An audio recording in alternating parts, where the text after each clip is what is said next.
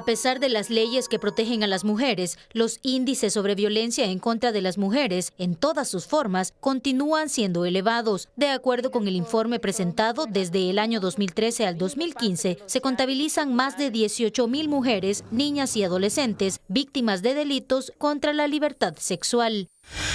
El Salvador mueren asesinadas un promedio de 2 mujeres cada día.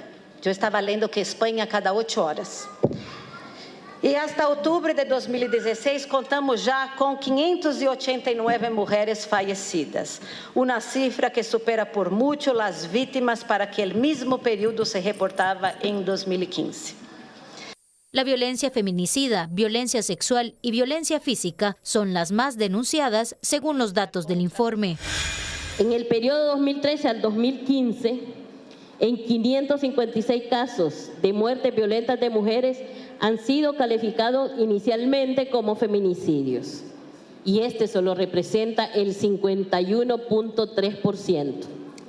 La violencia de género es un problema mundial y por ello es importante que se lleve el tema a todas las instancias, sostuvo la secretaria Wanda Pinnato. Hace más víctimas do que cualquier guerra, incluso de Siria. Hace más víctimas do que el fenómeno de la migración y el fenómeno del refugio. Hace más víctimas do que cualquier enfermedad como la cólera, la dengue o cualquier otra de estas. En el marco de la presentación del informe, las autoridades entregaron un reconocimiento a aquellos profesionales que desde sus labores contribuyen a eliminar cualquier tipo de violencia en contra de las mujeres. Periodista, maestra en salud pública, con amplia formación en género, perspectiva que ha integrado en su ejercicio profesional para la visibilización de acciones para la erradicación de la violencia contra las mujeres.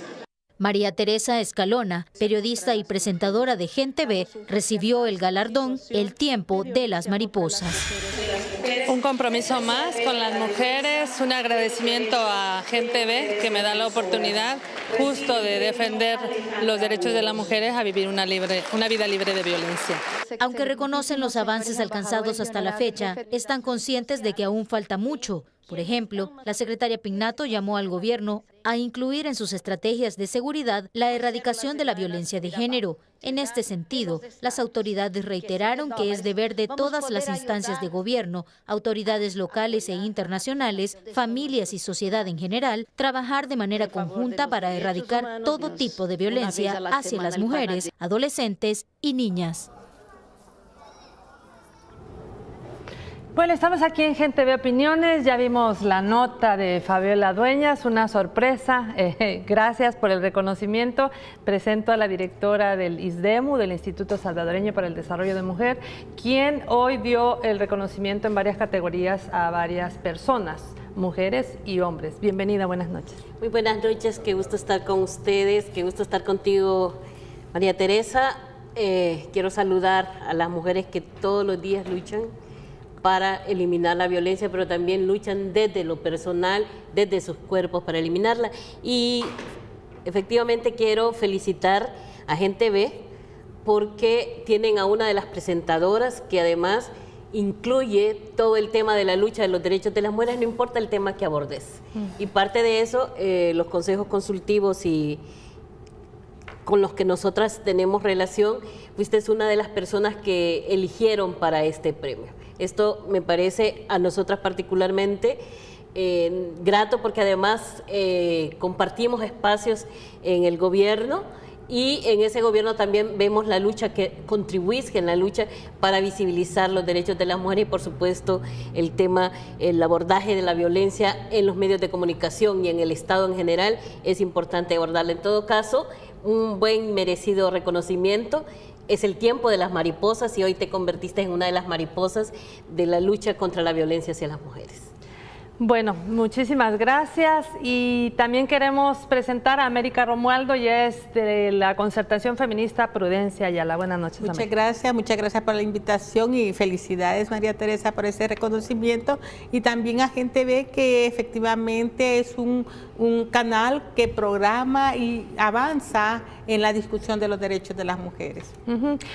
Nosotros hacemos votos porque en todos los medios de comunicación siempre debe abordarse el tema desde también una perspectiva de género.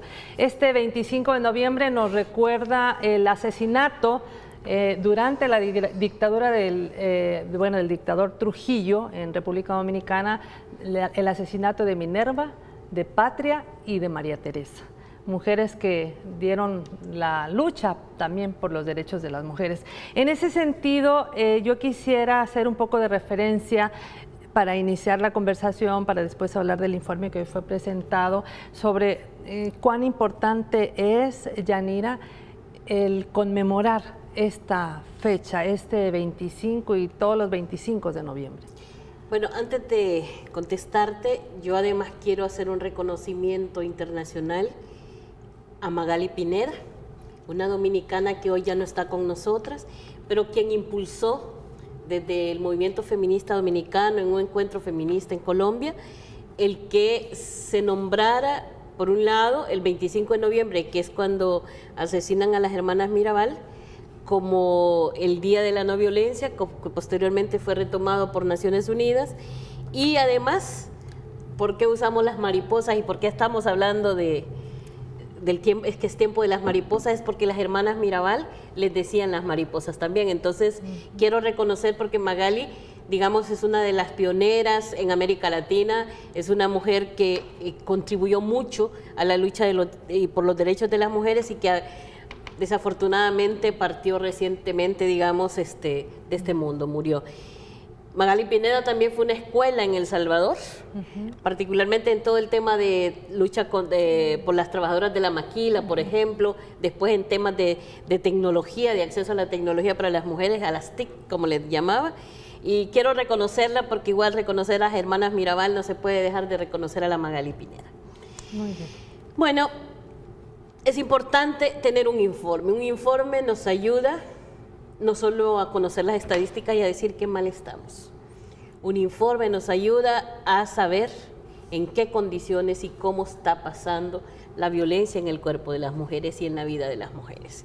Y nos ayuda a los estados a buscar los mecanismos más adecuados para prevenir, pero también para sancionar la violencia, pero también para proteger, porque hasta ahora hablábamos mucho de la atención y pero el tema de protección y prevenir todavía tenemos altos déficits como Estado.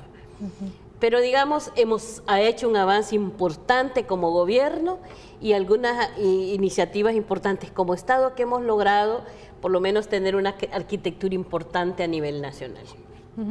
Esto fue el informe, ya vamos a profundizar en el mismo, pero América, ¿cuáles han sido las principales actividades que como movimientos de mujeres, movimientos feministas han estado realizando, bajo qué objetivos este año 2016? Sí, quizás comentarte que efectivamente yo pienso que el 25 de noviembre como una estrategia del movimiento feminista latinoamericano, para mí ya después de más de 20 años, resultó muy exitoso como esa idea de visibilizar que existía la violencia contra las mujeres, porque venimos de la idea de que es natural, que no es tan importante, que las mujeres son, digamos, las que se dejan o buscan la violencia. Entonces, claro, la estrategia de nombrar un día, de ponernos de acuerdo en Latinoamérica para todas juntas usar un día para esa visibilización,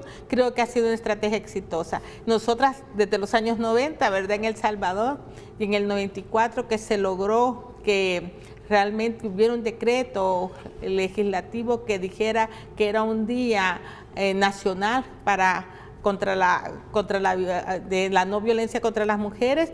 Creo que ha sido exitoso. Nosotras durante todos los años hemos hecho marchas exigiendo, hemos hecho caravanas, hemos hecho piquetes, en fin, hemos hecho de todo tipo de actividades, aunque muchas personas en su momento decían, ¿para qué? ¿Por qué? O sea, no se validaba que efectivamente la violencia contra las mujeres era un fenómeno social importante. Creemos que hemos avanzado en eso, ¿verdad?, durante todos estos años, y este año, digamos, han habido diferentes actividades. Y a mí, digamos, que venimos de esa época, siento que se multiplica, digamos, ahora ves cómo se ha multiplicado, digamos, las actividades que se hace, porque no solo el movimiento de mujeres hace y el movimiento feminista, sino que la institucionalidad, y ves que nosotras como activistas del movimiento de mujeres y feministas intentamos apoyar también actividades que hace la institucionalidad, ¿verdad? Ya sea de reflexión, de visibilización. Entonces nosotras como Concertación Feminista Prudencia Ayala hicimos un piquete, digamos, en la Universidad de El Salvador para dar material, digamos, a las personas que están en ese sector. Consideramos que es importante visibilizar, digamos, especialmente en los hombres y mujeres que se están formando, la importancia de la violencia contra las mujeres.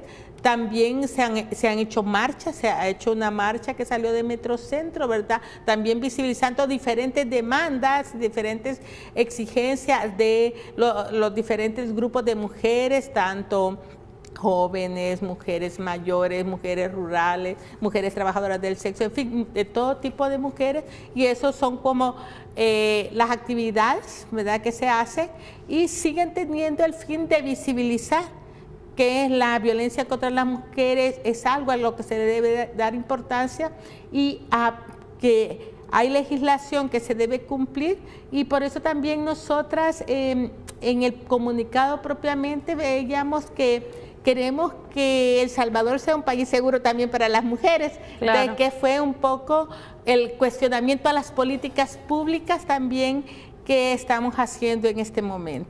Sí, durante el informe del cual queremos que Yanira Argueta, directora ejecutiva del ISDEMO, nos hable, uno de los datos preocupantes es que ha aumentado la violencia, si no escuché mal, un 30%, y la secretaria de Inclusión Social, Wanda Piñato, hacía cierto reclamo también a la ausencia de algunos funcionarios públicos en la presentación de dicho informe. Que nos hablara, Yanira, cómo se realiza este estudio y parte de los principales resultados que se obtienen. La ley especial nos manda hacer un informe de la situación cada año. Hacemos un informe de junio de un año para junio del otro, no el informe de enero a diciembre para recolectar la información. Esta información que están en estos informes son proporcionados por instituciones como la Procuraduría, la Fiscalía, Medicina Legal y la Policía Nacional Civil. Como ISDEMO, normalmente mes a mes recolectamos la de la Policía Nacional Civil un poco para estar midiendo el termómetro de la violencia contra las mujeres. Y ya este informe nos da otras herramientas que inclusive hoy en este informe la Fiscalía General de la República nos dio una cantidad de información importante para poder hacer ese análisis que en otros contextos no lo habíamos logrado hacer. Esa recolección es recolección oficial. Es decir, ustedes han escuchado eso de decir no se ponen de acuerdo en las cifras, unos dicen una cosa y otros dicen otra. Hacemos la compilación y hacemos en realidad la información, porque aquí además ese informe no es solo de asesinatos o de violencia feminicida, sino de los otros tipos de violencia que ya están registrados en la ley. En ese sentido, podemos decir que hoy por hoy hemos incrementado en la violencia contra las mujeres en la parte de feminicidios. Tuvimos siempre hay como altos y bajos, pero este año tenemos que cada 15 horas una mujer es asesinada con característica feminicida. Ya lo hablábamos con América tras bambalinas, que es preocupante eso cómo se creció. Porque en un periodo, hace 2 años en el informe anterior, teníamos cada 26 horas, o sea que el proceso era mucho más, casi la mitad del tiempo. Ahora tenemos 2. Claro, tuvimos periodos como el 2009, 2010, que llegamos a tener cada 8 horas, cada 9 horas, era crítico, ¿verdad? Claro. Pero en esta condición, realmente seguimos preocupadas, porque además el tema de los feminicidios no solo se refiere a que asesinan a las mujeres, sino con la hazaña que las asesinan. Los feminicidios. Los feminicidios, si ustedes recuerdan, Margarita Velado nos planteaba en su recomendación que el próximo informe debería de ser sobre casos, porque da cuenta no solo los datos fríos, sino las características que estos datos tienen. Ese es un dato importante. El otro dato es que en realidad tenemos un problema de la violencia feminicida, que en el año 2014, por ejemplo, teníamos una tasa de muerte violenta de mujeres del 8.6. Y hoy en el 2015, 2016, tenemos del 16.70. Casi 79. Lo dobla. Entonces tenemos ahí una grave preocupación. ¿Qué pasó ahí? ¿Qué ha pasado en realidad en este marco? Y lo discutíamos. Si estamos promoviendo leyes, si estamos promoviendo o dando información sobre violencia, ¿qué ha pasado con esto?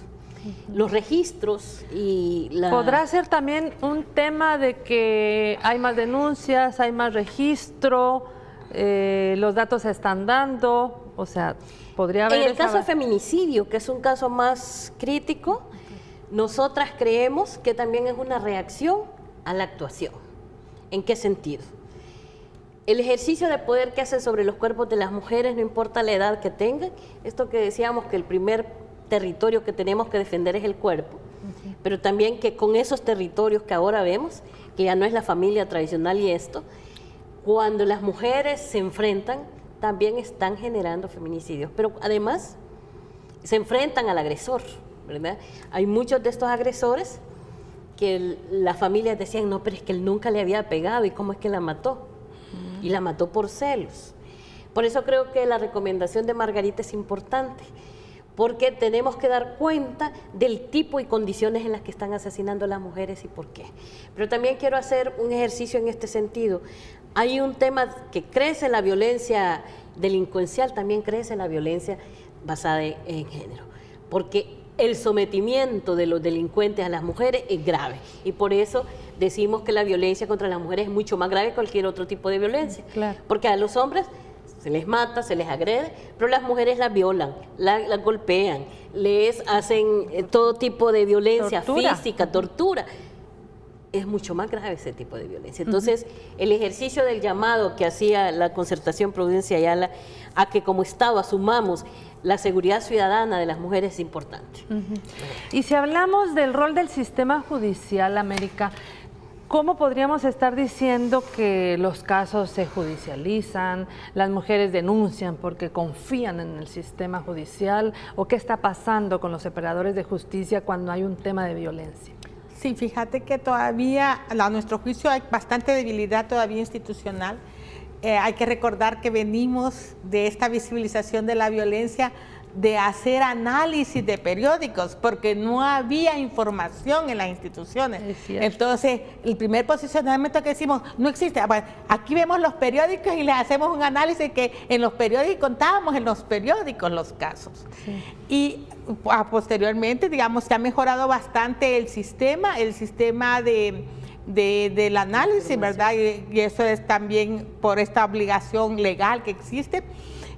Yo comentaba de que tengo también como cifradas, como en este fortalecimiento institucional, que se va a hacer por fin un estudio de prevalencia. Por fin, o sea, vamos a tener datos de realmente cómo es el fenómeno de la violencia contra las mujeres, para ver si estas denuncias son poquitas o son muchas, ¿verdad? Porque como en este momento, un poco lo que planteabas tú, nos hemos manejado más en denuncias, en denuncias, y entonces las denuncias van a fluctuar mucho dependiendo de la capacidad institucional de responder a la denuncia. Y entonces, porque si no se desestimula, entonces puede ir fluctuando debido a que la gente tiene más fe o esperanza en los operadores o no. Entonces fluctúa y no nos dice tanto realmente lo que es el fenómeno de la violencia. Ahora que logremos tener datos de prevalencia, podremos hacer análisis si realmente las personas están confiando en el sistema. Fíjate que cuando se hizo la última FESAL, se indagó un poco eso, la confianza en el sistema de justicia. Y la confianza era muy baja. O sea, la confianza en el sistema de justicia era muy baja, también era muy baja la denuncia y estaba ligado en aquel momento, en esta encuesta, estaba ligado a lo que llamaron ella como un índice de empoderamiento de las mujeres, un índice de conocimiento de sus derechos de las mujeres, donde las mujeres que tenían menos conocimiento legal denunciaban menos, también tenían más dificultades, digamos, de entender que la policía podría ser un instrumento a usar. Entonces, creemos que eso, el problema que siento que todavía tenemos en el sistema judicial, que se está intentando resolver a través de una jurisdicción especializada, vamos a ver qué tanto podemos avanzar en eso, es que hay todavía mucho sexismo en la interpretación de los hechos. Entonces, ahí opera también lo que es la discriminación como parte estructural de la violencia contra las mujeres. Vamos a profundizar en este último concepto que nos dice América Romualdo de cuál es ese tema con los operadores de justicia. Esto será al volver de la primera pausa. Ya regresamos.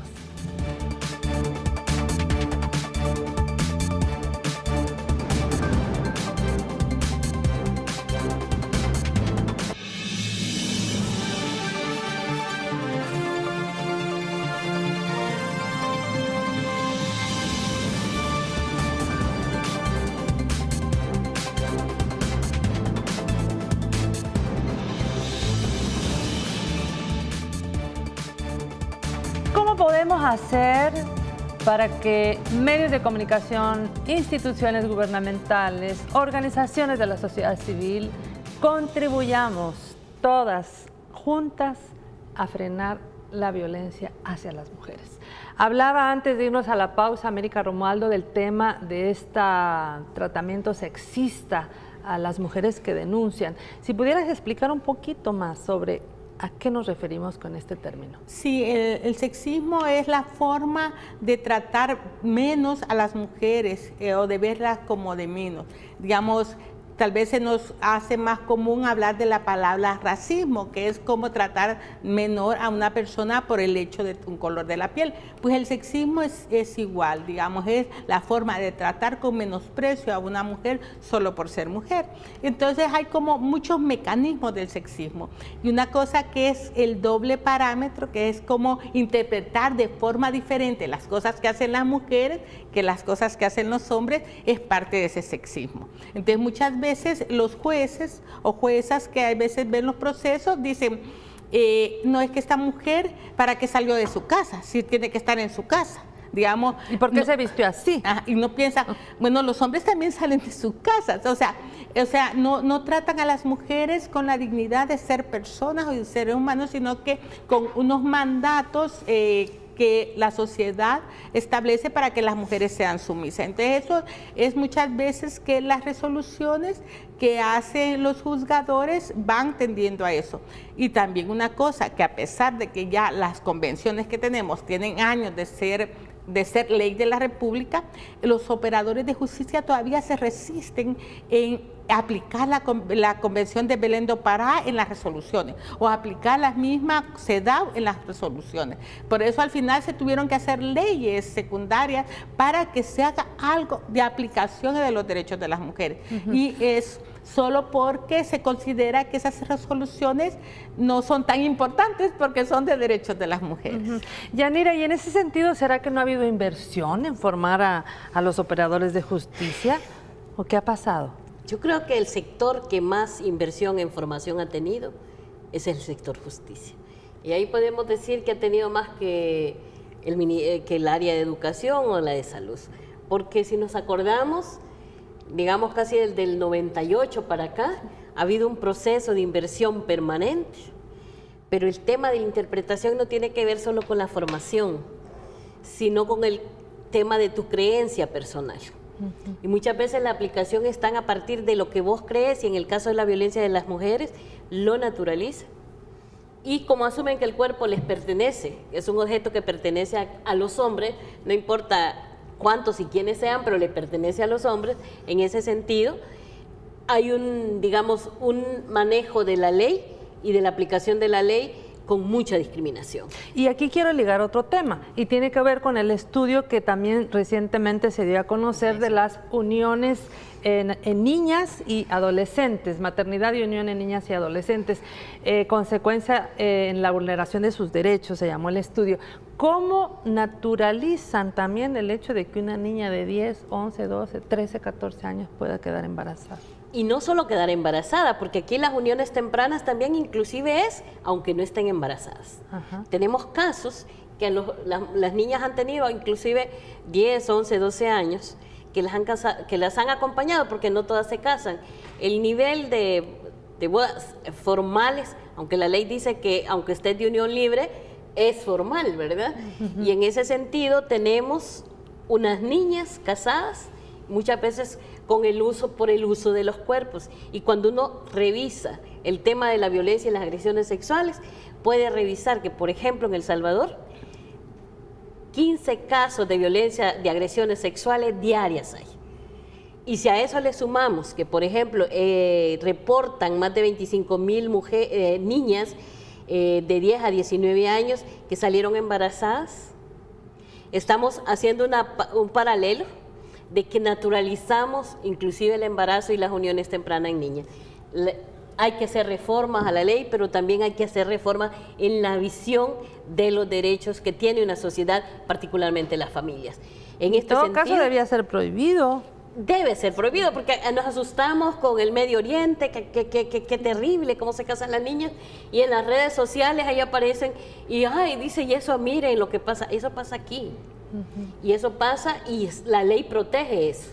Nosotras estamos haciendo un llamado y estamos trabajando en la Comisión Técnica Especializada justamente en el proceso de armonización de las leyes y eliminar todas aquellas leyes o artículos de las leyes que discriminan a las mujeres.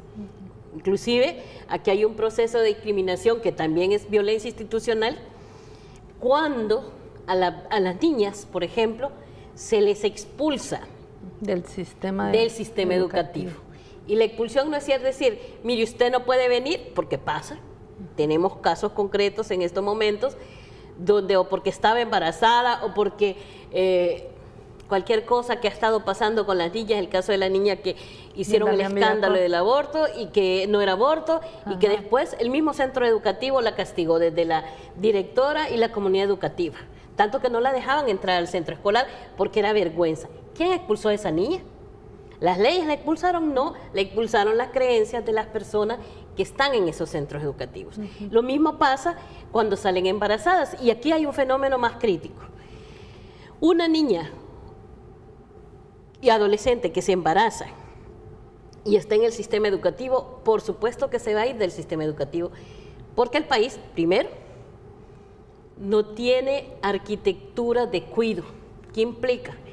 Que las niñas, cuando están estudiando y salen embarazadas, a lo mejor en el periodo de embarazo todavía van a la escuela. Después del embarazo van 1 o 2 semanas y después no tienen quien les cuide el niño, tienen que quedarse. Inclusive en el tema de uniones tempranas, inmediatamente el chip de la familia y la sociedad es que la niña ya se acompañó, no importa que tenga 10 años y el tipo 40, debe atender al niño que viene en camino, pero además a su marido, para eso está ahí. Inclusive el lenguaje que dice a ver si el esposo la deja ir a estudiar, ¿verdad? Esa lógica que también es un tema de violencia emocional, porque reprime absolutamente todo el tema de desarrollo. Hay una violencia en todos completamente. El programa, en los procesos de discriminación con las niñas adolescentes embarazadas pasa por un nivel de violaciones desde lo emocional, físico, claro, por supuesto, económico y completamente de todo su desarrollo. Y si hablamos de la implementación de la Ley Especial Integral para una Vida Libre de Violencia para las Mujeres y la política nacional, ¿cómo estaremos en términos de avance de su implementación, América? Mira, precisamente la ley por eso tiene como 2 apartados. Tiene un apartado que es política, digamos, y tiene un apartado que son delitos, ¿verdad? Y que estábamos viendo, y ahora ISDEMU da la información de que el delito que más se ha denunciado de la ley es las expresiones de violencia contra las mujeres. Pero el tema de que haya una parte de política tiene que ver con eso, que hay necesidad de fortalecer la institucionalidad para que realmente responda, digamos, a prevenir, sancionar y erradicar la violencia contra las mujeres. Porque hay aspectos, fíjate, que no son tanto de ley, porque tal vez la ley sí los prohíbe las cosas, sino que son de aplicación. Digamos, el caso que se estaba hablando de embarazos tempranos, digamos, nuestra ley penal prohíbe tener relaciones sexuales con menores de 15 años, es delito. Prohíbe tener relaciones sexuales con menores de 18 años, también es otro delito. O sea, pero nunca esos delitos que son de persecución oficiosa, después de las reformas que hicimos, porque antes no era privada, pero ahora es de persecución oficiosa, no se persiguen. ¿Por qué no se persiguen? Porque son delitos cometidos contra las mujeres. O sea, vamos a ver que otra parte del problema es que los delitos que se cometen hacia las mujeres son menos perseguidos, aunque nosotras nos hemos empeñado en que sean oficiosos. Pero aparentemente no es prioridad de la persecución penal, porque también estamos ahí en un tema de que la política criminal debe cambiar y que tener una perspectiva de género, ¿verdad? Porque precisamente son delitos que se cometen y se pueden poner una serie de pretextos para no perseguirlo, como decir, no, si metemos preso al que le da de comer, después vamos a arruinar más la vida de las personas. O sea, y entonces en todo eso mandamos unos mensajes de que esas conductas, aunque sean delitos, son delitos que no tienen pena, que no tienen proceso, pero es precisamente por la debilidad institucional de persecución de delitos de violencia contra las mujeres. Y en ese sentido, América, ¿cuál podría ser la propuesta de algunas modificaciones a estas leyes para que pues defendieran más o protegieran más a las mujeres? Yo pienso que más que modificar las leyes hay que modificar los requisitos de los jueces, de las personas que operan la justicia. Digamos, para mí, si un juez o una jueza no cumple con las leyes o no hace cumplir las leyes, debería no ser ese funcionario. Entonces lo que nos está pasando es que no hay criterios de género. O sea, sabes que el consejo... no hay un monitoreo, una contraloría, ¿no? Es que supuestamente hay evaluaciones judiciales, ¿verdad? Pero las evaluaciones judiciales para poner y quitar jueces del sistema, la dichosa depuración judicial, no tiene perspectiva de género. O sea, un juez puede ser lo más malo en materia de violencia contra las mujeres y eso hasta premio le pueden dar, pues hasta ascenso, todo, porque como no va como criterios para evaluar su desempeño, por eso no se preocupan tampoco en la aplicación correcta de las leyes, sino que siempre cuando se trata de juzgar casos o delitos contra las mujeres, siempre tendrán una valoración de que no, sí que perdónele usted porque no lo quiso hacer, ¿verdad? O mire, de siempre, y muchas veces se excusan en que son las mujeres las que no quieren denunciar, pero muchas veces las mujeres no quieren denunciar por la falta de efectividad o porque en el mismo sistema les meten terror para seguir con los procesos. Y que es lo que llamamos revictimización. ¿Y qué otros obstáculos, Yanira, enfrentan las mujeres para hacer efectivas estas leyes que las protejan, que se aplique la ley? Cuando uno escucha cuántos atendemos diferentes instituciones que con la arquitectura que ahora tenemos son más de 76 unidades de atención y cada una dice que atendemos una cantidad, y lo judicializado, por ejemplo, en otro tipo que no es feminicidio, del 2013 al 2015 son 743 casos. Nosotros decimos, ¿qué pasaron con los otros? ¿Quién hizo la depuración de casos? ¿Cuál fue el criterio por este tema de qué criterios de género utilizan? Hay un elemento importante en todo esto que es la participación de las mujeres, de la ciudadanía y también obviamente el efectivo control que nosotras estamos tratando de monitorear en el sistema judicial. Hoy por hoy tenemos un plan particular con la Corte, particularmente con la Sala de lo Penal, donde ahora dijimos, miren, todas las personas que van a entrar en esos juzgados especializados deben de conocer. Y hay un proceso que inclusive hoy por primera vez, en este proceso que hemos trabajado, incluye un análisis psiquiátrico. Y perdone. ¿Y sabe por qué? porque quienes van a juzgar deben de tener equilibrios emocionales. Pero además van a pasar un proceso de conocimiento para poder así generar a ver qué tanto interpretan y qué tanto saben.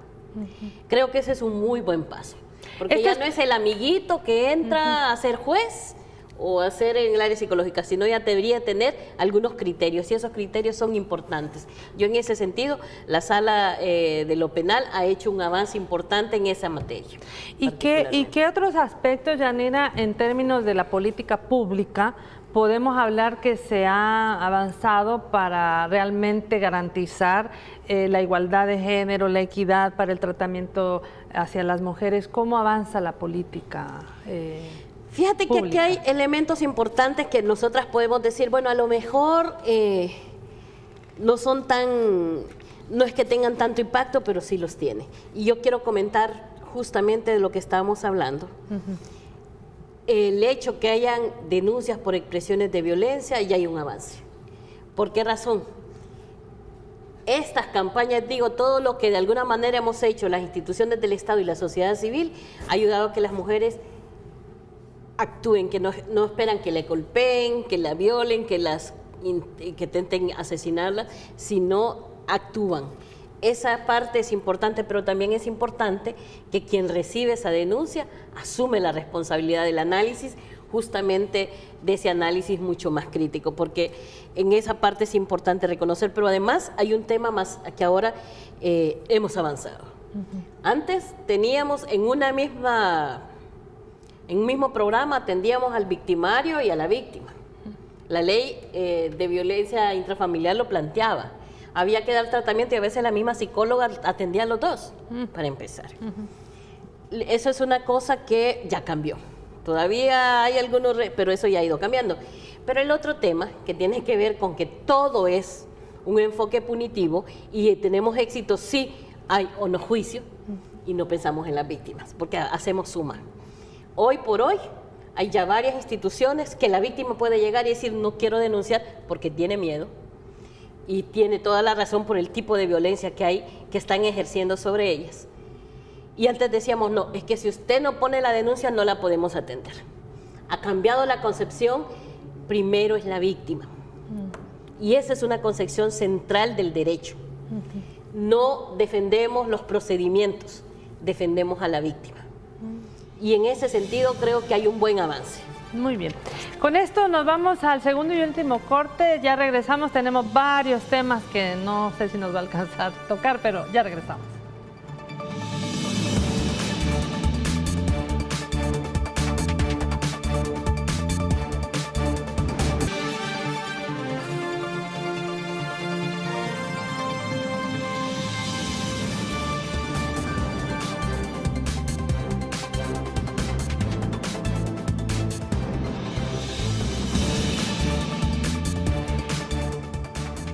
Vamos a tener que priorizar en algunas temáticas y queremos hablar un poco del 22 de noviembre pasado, que ustedes empezaron a implementar el Observatorio de la Publicidad para proteger justo derechos de la ciudadanía. ¿En qué consisten estas medidas y cómo tocan el tema de las mujeres, el tema de género? Hay un gran déficit en las leyes en el marco de la violencia simbólica y hay instancias importantes que tienen el mandato de regular, pero no tienen las herramientas legales necesarias, que en este caso es la Defensoría del Consumidor y el Ministerio de Gobernación a través de espectáculos públicos, radio y televisión. Y no tienen las herramientas como para sancionar, todo es la buena voluntad, como todo. La publicidad, por supuesto, no solo vende el producto, vende una cultura patriarcal, de dominio y de propiedad. Deforma las conciencias. Totalmente. Entonces, así como venden la Coca-Cola que da la chispa de la vida, a la par de eso, cuando hablan de mujeres, es decir, una cerveza con una mujer, es una lógica de vender los cuerpos de las mujeres. Pero digamos, eso es lo más conocido. Pero el lenguaje, los mensajes, inclusive dice, es que mire, lo que pasa en tal es que apareció una mujer semidesnuda. Es que no solo eso pasa en el tema de violencia simbólica, es todo el lenguaje de discriminación cuando querés vender un producto, ¿verdad? Y en ese sentido, inclusive cuando dice, mire, este aparato de primera tecnología, de alta gama, se lo venden a los hombres y a las mujeres dice, usted cuando cocina requiere tal cosita y entonces le venden otra cosa de menos. Ese tipo de lógicas son parte de las cosas que estamos verificando y en esto hicimos una combinación. La Defensoría del Consumidor lanza este observatorio donde vamos a juntar esfuerzos también con...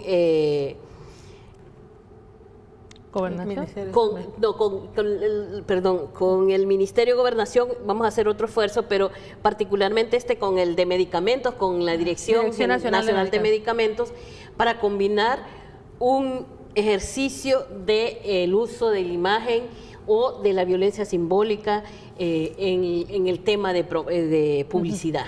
Nosotras decíamos a veces, me decían, no es publicidad. Eso no es publicidad, hay que cambiarle, no es comunicación, en realidad es promoción de productos. Y en ese sentido, la publicidad en realidad hoy por hoy no solo vende productos, vende el patriarcado y la violencia contra las mujeres constantemente. Y en ese sentido, América, en este tema que toca tan importante, Yanira, ¿qué debe pasar en términos de legislación para que realmente se tenga dientes para sancionar o para prohibir o para castigar? Fíjate que desde que El Salvador está comprometido con la Convención de Belém do Pará, ha llamado, digamos, a intervenir lo que sería los medios de comunicación o los mensajes que son discriminatorios, sexistas y que incitan a la violencia contra las mujeres. En las leyes, digamos, en las leyes que se aprobaron ahora en el 2010 y en el 2011, en las primeras propuestas nosotras planteábamos prohibiciones a este tipo de práctica, pero que en la Asamblea Legislativa no fueron aprobadas, aduciendo de que eso era contrario a la libertad de expresión. Entonces aquí hay todo un tema de que es más importante la libertad de expresión que las mujeres, que los derechos de las mujeres. Todavía seguimos viendo en el sentido de que todavía se menosprecia, digamos, que medidas preventivas para evitar la violencia contra las mujeres compitan, digamos, con... Entonces, sí se han hecho esfuerzos, entonces por eso es que al final queda todo como autorregulación, ¿verdad? Y digamos en la ley de igualdad también y en la ley de violencia hay algunas prohibiciones, pero más de cara a medios públicos o a lo que compra el gobierno en medios privados, porque en base a esta idea de no tocar la libertad de expresión, se somete, digamos, a las mujeres a violencia simbólica, a desprecio, a estereotipos de género que van generando esa conciencia. Yo creo que para mí, de los grandes avances que ha habido en esto es más que la conciencia de las propias mujeres, creo que puede un poco acabar, y esa exigencia que las propias mujeres puedan ir haciendo de que es importante que se prioricen políticas dirigidas a erradicar la violencia. Y también pienso que uno de los grandes avances que han tenido estas leyes son los mecanismos de seguimiento, como la Comisión Técnica Especializada o el Sistema Nacional de Igualdad Sustantiva, que han hecho de alguna manera que más actores de la sociedad y de la institucionalidad se comprometan con el proceso, ¿verdad? Porque anteriormente era como responsabilidad del INTEMO, pero no es la responsabilidad del INTEMO, sino que es la responsabilidad de toda la institucionalidad y de la sociedad de cambiar, digamos, las formas de relacionarse en El Salvador y hacer las formas de relacionarse más igualitarias y develando todas las desigualdades existentes en el país. Quizás, María Teresa, en esta parte yo sí quiero plantear que además, en realidad la defensa no es de la libertad de expresión, es del mercado. Porque lo que vende es lo que les interesa, más que el tema de cómo publicita. Ahí hay una contradicción que en el fondo, con esa doble moral que se maneja el patriarcado, establece un mecanismo de decir está violando la libertad de expresión, aunque esa libertad de expresión genere violencia y muertes de mujeres. Eso por un lado, pero por otro te quiero comentar que hemos hecho el primer ejercicio de forma diferenciada, gracias a esa comisión técnica, y la visión poco a poco ha ido cambiando de las y los funcionarios. Hubo un aviso, ¿ustedes se acuerdan? Aquellos rótulos grandes que decían estamos disponibles con una mujer, sí, ¿verdad? Ajá. Nosotras hicimos un recomendable a las alcaldías para que retiraran la publicidad, también junto con las mujeres de los consejos consultivos, que digamos el ejercicio ciudadano en esto es importante, empezaron a emitir avisos a nosotras y a la Fiscalía para denunciar que ellas se sentían agraviadas o violentadas con esa imagen. Claro. Y por primera vez la Fiscalía asume el reto e iniciamos un proceso judicial. Y tenemos un proceso judicial que vamos a la segunda etapa del proceso. Eso es importante porque va a dar una lección, ¿verdad? Y es importante también para que las mujeres empiecen a denunciar. Parte de este observatorio, ¿sabes qué es? Estas mujeres de los consejos consultivos más las defensoras de los derechos humanos, estamos incitándolas, promoviendo a que, no importa en qué lugar del país, conocen un caso de este tipo, puedan avisar para actuar. Claro, y en ese sentido, Yanira, y el ISDEMU como instancia rectora, digamos, en la igualdad de género, ¿qué deben hacer las demás instituciones o los demás sectores del país para que en realidad las mujeres en El Salvador puedan vivir una vida libre de violencia? Mira, aquí el tema primero hay que trabajar y es donde tenemos que invertir. Tiene que invertir el Estado, la empresa privada, pero también la ciudadanía, en prevenir y en educarnos en igualdad. Si generamos una educación en igualdad, una nueva cultura para la igualdad, donde no haya discriminación ni privilegios, porque el machismo es un tema de privilegios, no importa lo que tengas, es un privilegio como hombre que te genera toda esta sociedad en función de ellos y que generan agresión. Pero bueno, hay que trabajar en deslegitimar todo este tema de desigualdad, pero hay que educar. Y nosotras planteamos que desde primera infancia, pero hay que generar un mecanismo de prevención y educación a todos los niveles. Y aquí el Ministerio de Educación es clave, ¿no? Es clave, pero también es clave las iglesias que transmiten mucha violencia contra las mujeres. Hay que plantear que hay que cambiar ese enfoque. Nosotras hemos pedido cantidad de veces que nos permitan, si no saben cómo manejarlo, nos permitan a las organizaciones o a las instituciones ir a hablar a esos grupos que muchas veces son grupos muy conservadores y que a veces decimos el tema puede ser que no tienen conocimiento, ¿verdad? Entonces las iglesias son otros de los transmisores que tenemos que buscar que cambien esa visión de control y de privilegios para generar violencia hacia las mujeres. Rápidamente, decinos por favor, América, un mensaje para la juventud, para la ciudadanía, que a lo mejor en este momento nos está viendo alguna mujer que está sufriendo violencia. ¿Qué debe hacer? Sí, creemos que hay que cambiar, digamos, las formas en que hemos sido educadas. Tenemos muchos mitos y prejuicios sobre la inferioridad de las mujeres y pienso que es lo primero que una persona se debe de analizar, y especialmente las personas jóvenes que consideramos que están más abiertas o más receptivas a este mensaje, pero también creemos que es importante, y lo que nosotros trabajamos, que cómo la política pública ayude a eso. O sea, y sí, digamos, en nuestro mensaje central en este 25 de noviembre es que con el compromiso que tiene el Estado salvadoreño en todos sus órganos de la transversalidad del enfoque de género, todas las políticas públicas de este país, llámense como se llamen, tienen que tener enfoque de género. Digamos, El Salvador Seguro, El Salvador Educado, El Salvador Empleado, todas las políticas que se están generando tienen que tener un enfoque de género real. Y quizás en ese reconocer esos avances, sí quiero darle un reconocimiento a la Dirección General de Estadística y Censo, porque por primera vez tenemos un informe de encuesta de hogares de propósitos múltiples con desagregación de género y desagregación de edad, que es un gran avance, porque así la población vamos entendiendo la realidad de otra manera, haciendo visible a las mujeres en todo lo que está pasando en El Salvador. Muy bien, 30 segundos para despedirse, Yanira. Bueno, los datos están ahí. Es comprometernos, hombres y mujeres, una sociedad y un Estado, para eliminar la violencia contra las mujeres. No queremos ni una menos y nos queremos vivas y dignas. Muchas gracias. Muy bien, agradecemos mucho a Yanira Argueta y a América Romualdo su presencia esta noche aquí en Gente Ve, pero sobre todo a usted que nos hace el favor de vernos, de escuchar opiniones, de tener siempre a las y los protagonistas de primera línea para que se informe lo que está haciendo las instituciones del gobierno, pero también de la sociedad civil. Así que, como dice Yanira, si usted sufre violencia, denuncie, porque nada justifica la violencia.